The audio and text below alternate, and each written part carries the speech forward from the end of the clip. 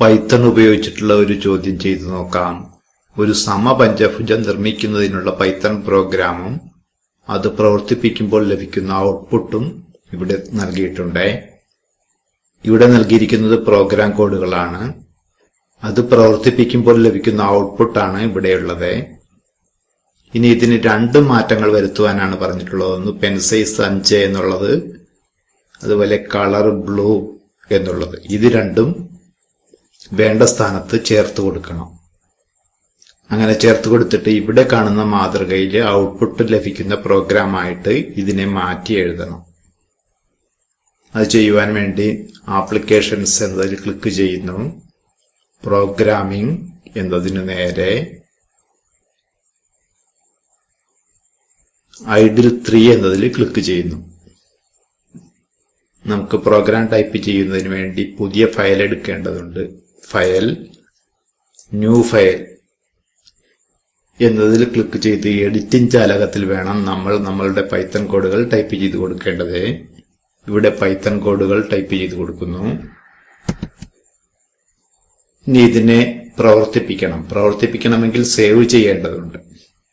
അതുകൊണ്ട് file, save എന്ന ഓപ്ഷനിൽ കൊടുക്കുന്നു. രജിസ്റ്റർ നമ്പർ ഉപയോഗിച്ച് സേവ് ചെയ്യുന്നു. സ്കൂളിലാണ്, ഇപ്പോൾ ഇത് ഹോമിലാണ് സേവ് ചെയ്യപ്പെടുന്നത്. exam10ലാണ് സേവ് ചെയ്യേണ്ടത്. അതുകൊണ്ട് exam10 സെലക്ട് ചെയ്യുന്നു. exam10 ഡബിൾ ക്ലിക്ക് ചെയ്ത് സെലക്ട് ചെയ്തു. ഇപ്പോൾ ഇവിടെ exam10 എന്ന് കാണാവുന്നതാണ്.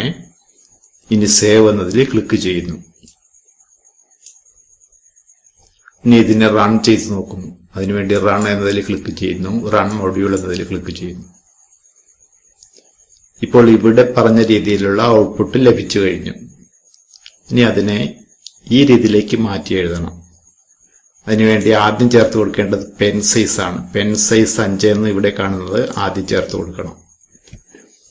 ഇവിടെ അത് ചേർത്ത് കൊടുക്കേണ്ട സ്ഥാനം ഏതാണ്?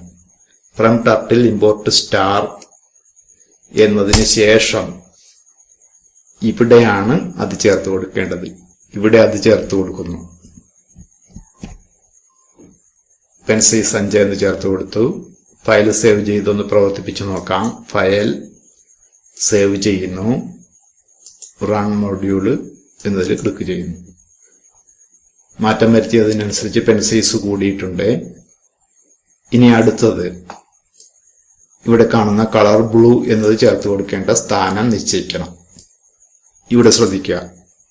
ഫോർ n in range 5 എന്നതിന് ശേഷമുള്ള കോളൻ ചിഹ്നത്തിന് ശേഷം മൗസ് പോയിന്റർ എത്തിച്ചതിന് ശേഷം എന്റർ കീയിൽ അമർത്തുന്നു.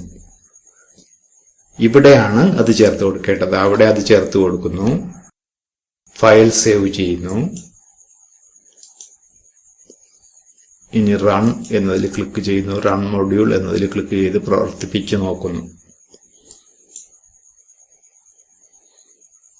ഇപ്പോൾ ചോദ്യത്തിൽ പറഞ്ഞ രീതിയിലുള്ള ഒരു പ്രോഗ്രാമായി അത് മാറിക്കഴിഞ്ഞു.